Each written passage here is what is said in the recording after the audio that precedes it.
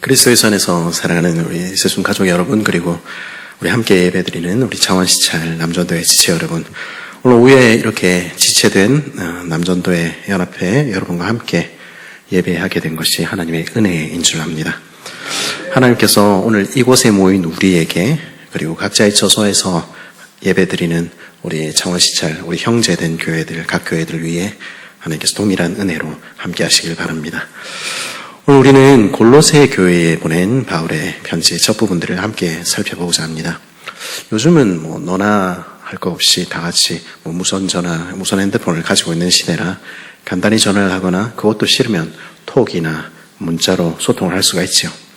하지만 여러분들 다 아시겠지만 불과 20-30년 전만 해도 멀리 있는 사람들에게 소식을 전하는 중요한 수단 중에 하나는 편지였습니다. 갈 수 없는 상황에서 만날 수 없는 이들에게 소식을 전하고 내 마음을 전하는 길은 편지밖에 없었던 시절이 훨씬 더 오랜 것이죠. 근데 이렇게 한자 한자 편지를 쓰는 것이 그렇게 만만한 일 아니라는 거, 편지를 써본 사람이라면 누구든지 다 잘 알 것입니다. 우리 지금이야 치다가 안 되면 다 지워버리고 이렇게 하면 되지만, 손편지를 쓰려면 편지 앞에서 오랫동안 그 사람의 얼굴을 떠올리며 무슨 말을 해야 할까 고민하고 또 고민해야 되는 것이죠. 이번 주에 이 말씀을 생각하다가 문득 학창시절에 배웠던 시 하나가 생각이 났습니다. 유치환님의 행복이라는 시였죠. 사랑하는 것은 사랑받는 이보다 행복하니라. 오늘도 나는 에메랄드빛 하늘이 환히 내다보는 우체국 창문 앞에 와서 너에게 편지를 쓴다. 행객을 향한 문으로 숱한 사람들이 제각기 한 가지씩 생각에 족한 얼굴로 와선 총총히 우표를 사고 전보지를 받고 먼 고향으로 또는 그리운 사람께로 슬프고 즐겁고 다정한 사연들을 보내나니, 이러면서 이어지는 시입니다.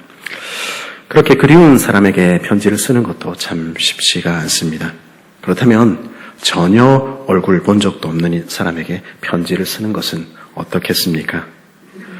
그러기에 낯선 누군가에게 편지를 쓴다면 그것은 꼭 해야만 할 이야기, 들려줘야 할 특별한 이야기가 있기 때문일 것입니다. 오늘 우리가 살피는 이 편지는, 이 편지의 이름이 밝히듯 골로새라는 지역에 있는 교회로 보낸 편지입니다. 이 편지는 바울이 감옥에서 쓴 옥중서신으로 알려져 있는데요.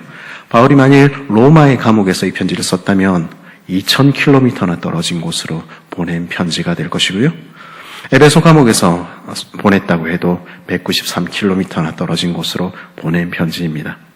당시 우체국 서비스가 발달하지도 않은 시대에 그 비싼 종이 한 장이 오늘날로 따지면 수십만 원, 수백만 원 하던 그 시대, 그 양피지나 파피루스 한 자 꾹꾹 눌러 써서 두기고와 오네시모라는 바울의 동역자들의 편지에 손에 이 편지를 들려서 보내는 것이죠. 근데 놀라운 것은 이 편지를 받는 골로새 교회의 사람들 대부분 바울이 한 번도 본 적이 없는, 알지 못하는 사람들이었다는 것입니다. 골로새 교회의 장로님인 빌레몬과 그의 아들이자 사역자인 아키포 같은 경우는 얼굴 안면에 있지만은 나머지는 바울의 얼굴을 한 번도 보지 못한 사람들이었습니다. 물론 바울로서도 전혀 알지 못하는 사람이었고요. 근데 그런 이들에게 지금 바울이 왜 편지를 쓰고 있습니까? 바울이 들은 한 가지 소식이 그로 하여금 이 편지를 쓰게 만든 것이죠. 그런데 그 소식은 무엇이었습니까? 그것은 골로새에도 복음이 전해졌다. 그리고 골로새에도 예수님의 피로 말미암아 하나님의 자녀가 된 사람들이 생겨났다. 그곳에도 우리 형제된 교회가 생겨났다 하는 소식이었습니다. 바로 그 소식이 바울의 마음을 기쁘게 하였고 형제된 교회를 향해서 편지 쓰게 만들었던 것입니다. 하나님의 자녀들은 어떤 사람들입니까?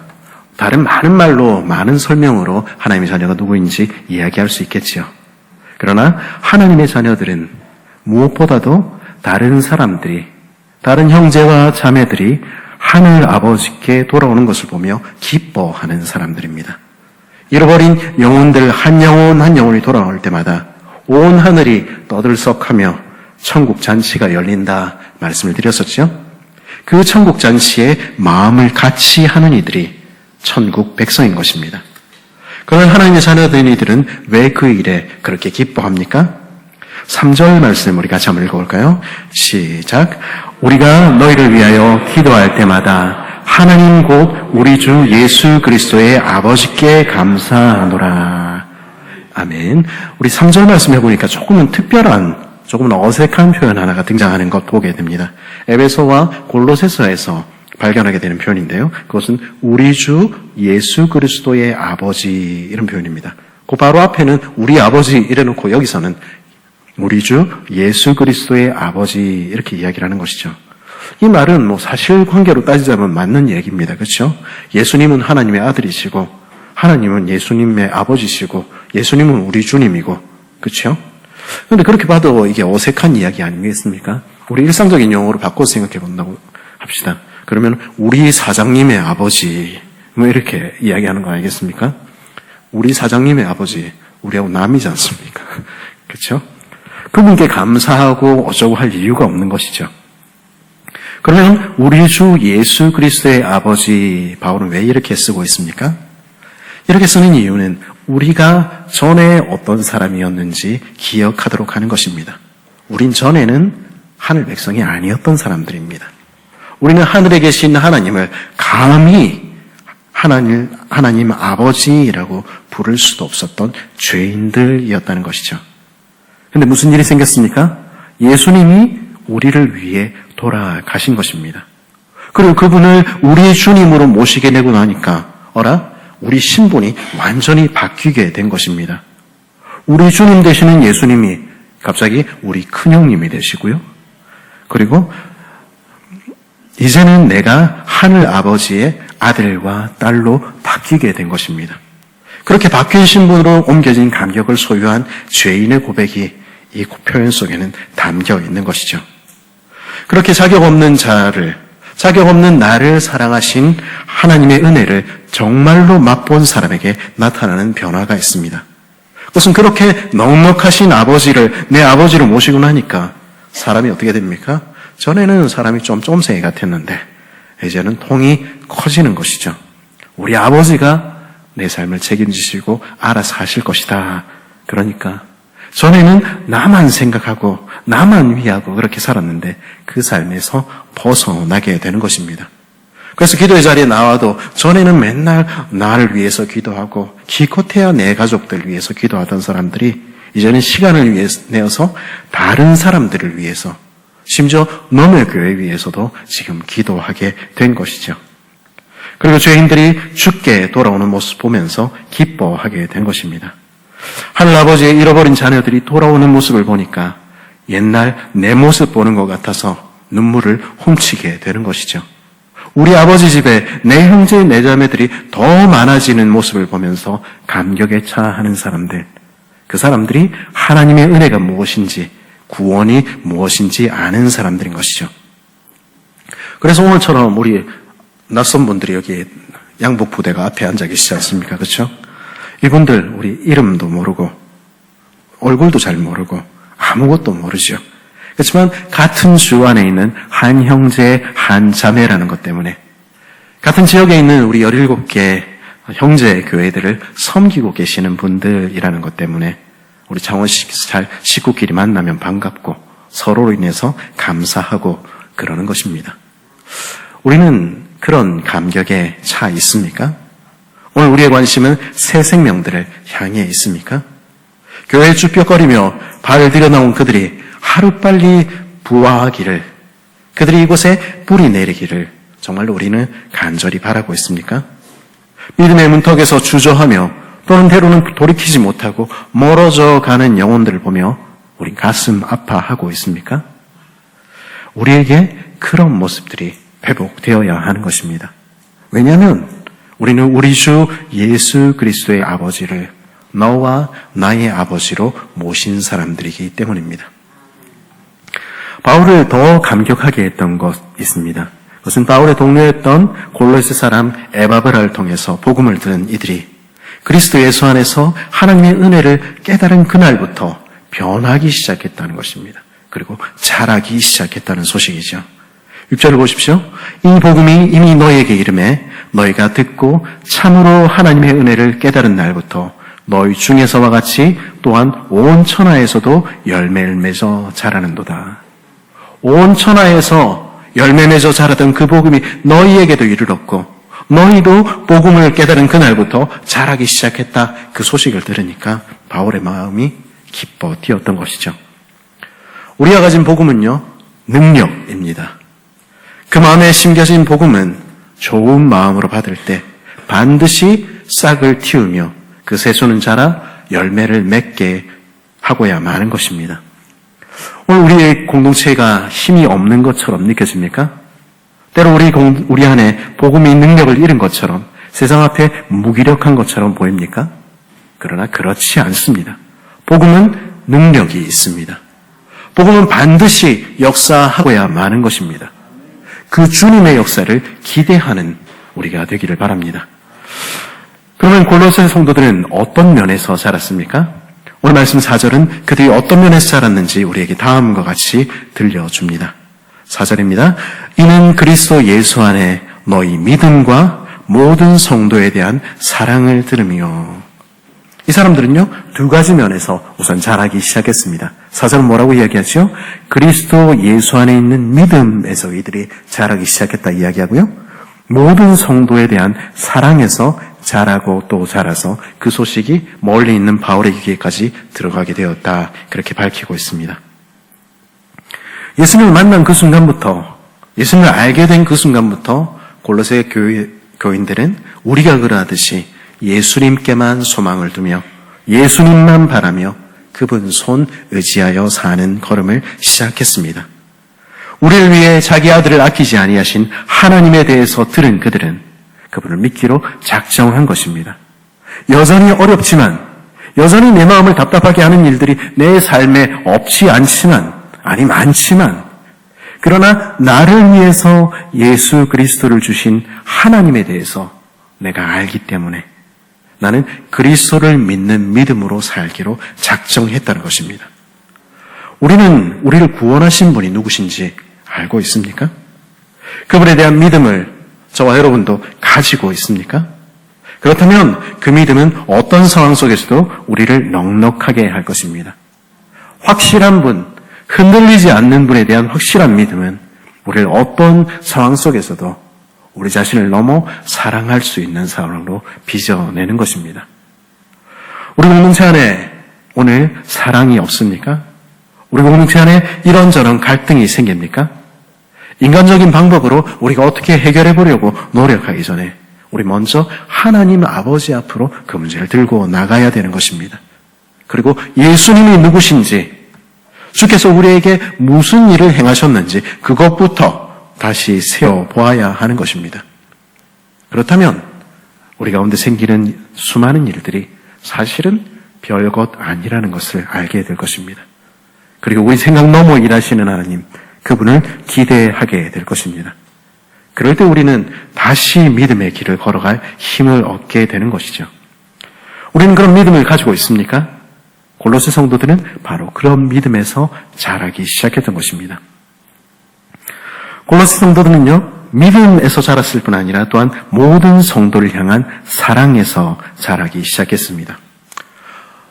자주 반복해서 말씀을 드립니다만 성경이 말하는 사랑은 어떤 감정이나 어떤 feeling이 아닙니다.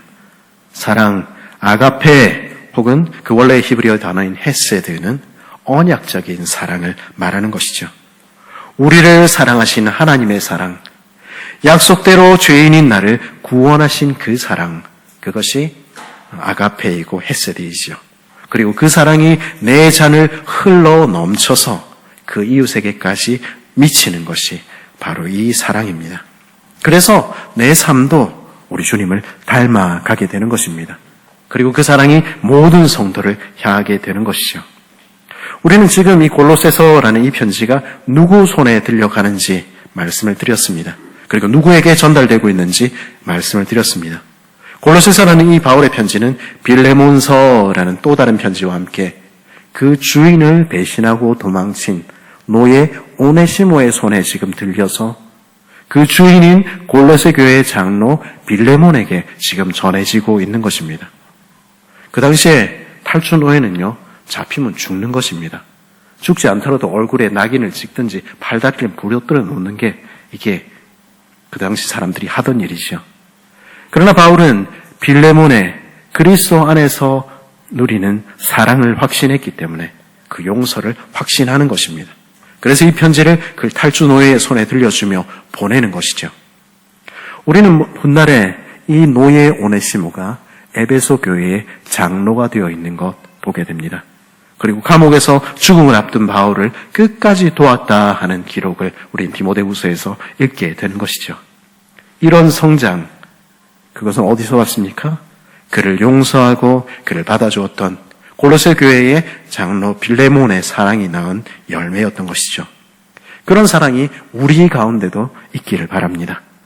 그래서 우리의 모든 성도들을 향한 사랑이 열매를 맺어 또 다른 누군가를 도울 수 있는 이들, 또 다른 누군가를 사랑할 수 있는 우리의 자녀들, 우리의 후배들이 우리 공동체와 창원시찰의 공동체들 안에 태어나기를 간절히 바라는 것이죠.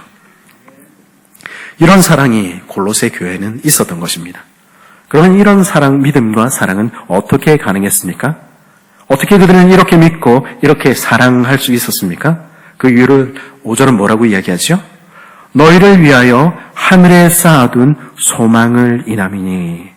그것은 바로 하늘에 쌓아둔 소망 때문이었다는 것입니다. 골로새 성도들은요, 우리가 그러하듯이 복음을 들을 때 이 소망에 대해서 들었습니다. 이 세상 모든 것이 변하지만, 모든 것이 변하고 모든 것이 사라지는 그날이 와도 결코 변하지 않을 소망에 대해 듣게 된 것이죠. 그 소망은 무엇입니까? 나를 사랑하신 주님, 오늘도 내 삶을 인도하시는 주님께서는 장래에도 내 삶을 인도하시고 한날 우리 인생이 끝나는 그날, 온 세상이 끝나는 그날에도 우리를 팔 벌려 기다리시며 상 주실 것이라는 것을 알게 된 것입니다.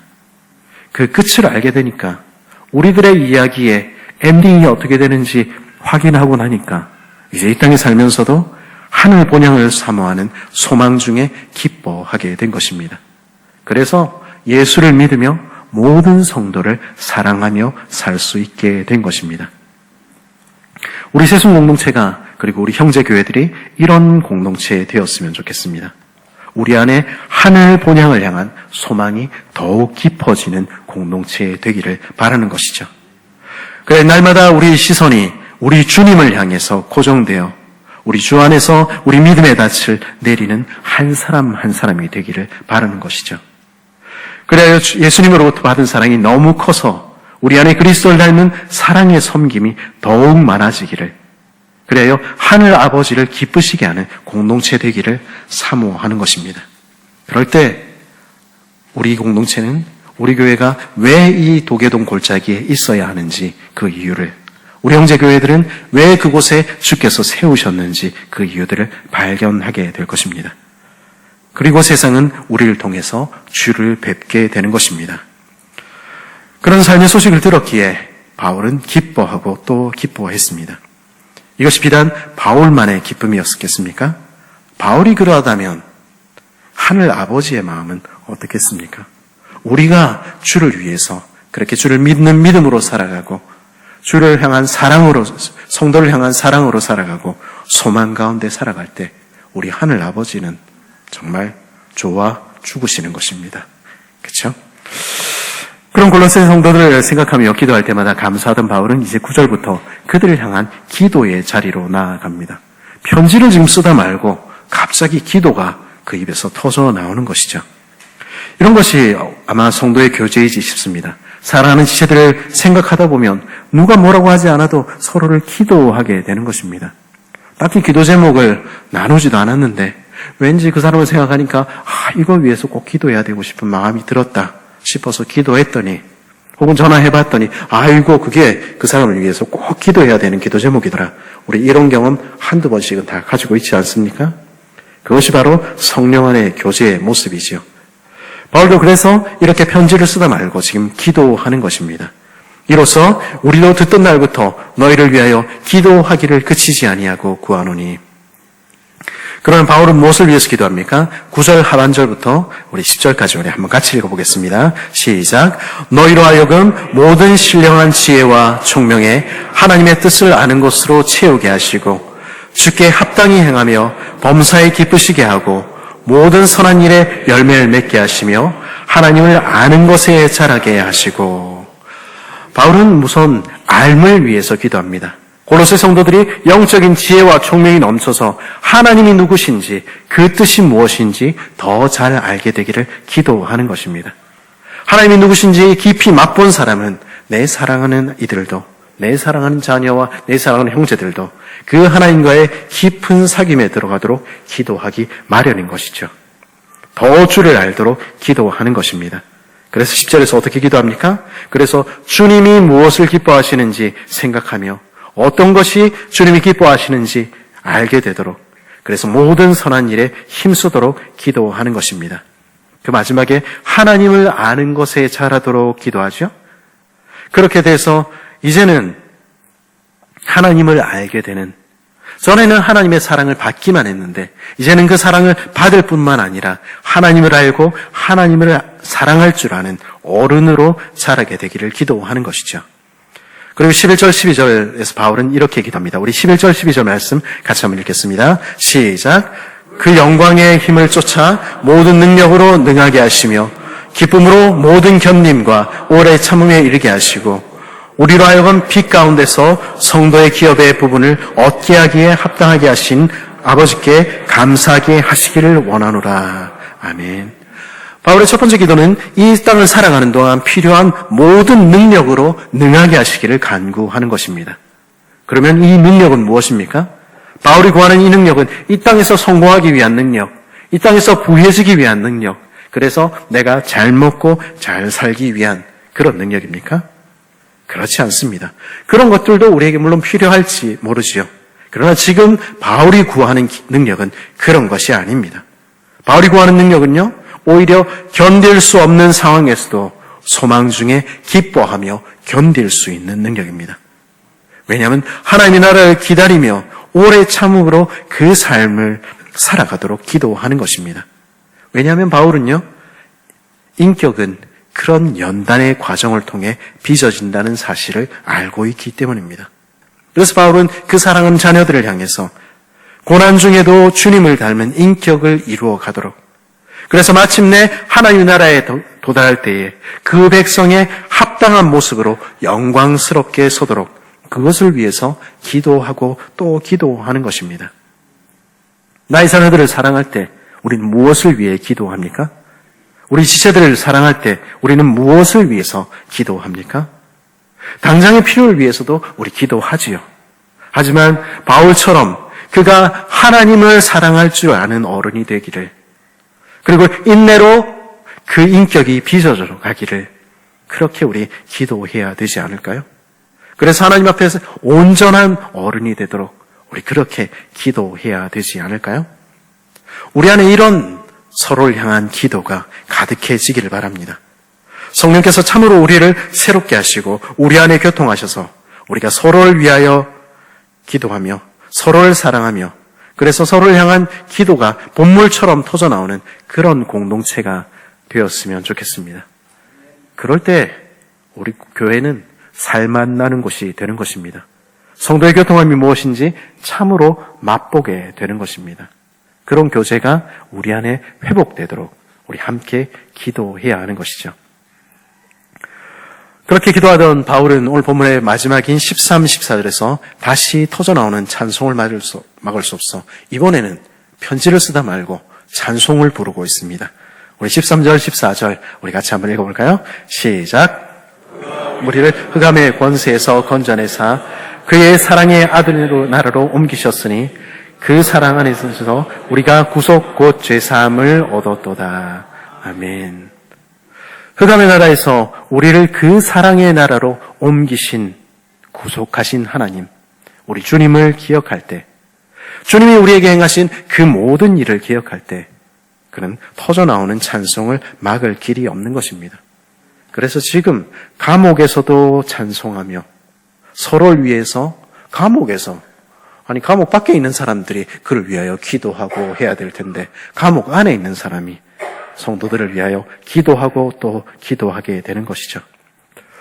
서로에 대한 사랑은요, 성도의 교제는요, 바로 이렇게 주님이 행하신 일에 대한 묵상으로부터 나오는 열매입니다. 하나님께서 우리에게 행하신 그 일이 무엇인지 성령께서 정말로 내 마음 가득 알려주실 때, 그것은 우리의 마음을 바꾸고 우리의 삶을 바꾸고 우리 공동체를 바꾸는 원동력이 되는 것입니다. 우리 안에 이런 주님에 대한 묵상이 가득하도록 간구합시다. 성령께서 우리 공동체를 만지셔서 우리 눈이 이제는 땅을 향하는 것에서 위를 바라보고 하늘을 바라보도록, 위에 계신 주님을 날마다 뵙게 되도록, 하나님께서 우리를 위해서 행하신 그 모든 일이 날마다 새롭게 깨달아지도록 함께 기도할 수 있기를 바랍니다. 그래서 우리 안에 찬송이 넘치도록 함께 기도합시다. 그때 우리는 함께 자라게 되는 것입니다. 말씀을 정리하겠습니다. 그리스도 예수 안에서 사랑하는 새순 가족 여러분, 그리고 창원시찰 남전도의 회원 여러분, 얼굴도 이름도 알지 못하던 우리가 서로 아무런 상관없던 사람들이 서로 사랑하게 되고 서로 복 빌어주게 되는 그런 공동체가, 그런 이상한 공동체가 바로 교회입니다. 예수께서 우리를 위해서 행하신 바로 그 일이 우리를 그렇게 만드신 것입니다. 예수께서 우리를 위해 행하신 그 일이 우리 안에서 정말 날마다 새롭게 깨달아지길 바랍니다. 그래서 그 묵상이 우리 삶을 바꾸며 우리 공동체를 바꾸도록 기도합시다. 그래서 하늘 본향에 대한 소망이 날마다 더 깊어지도록, 한 지체 한 지체 예수 그리스도에 대한 그들의 믿음이 더 자라가며 그 안에 성도들을 향한 사랑의 열매들이 더 연결어가도록 함께 기도합시다. 그 일을 위해서 우리 성령 안에서 서로를 위한 기도가 본물처럼 터져나오는 공동체 되도록 우리 함께 기도하며 나아갔으면 좋겠습니다.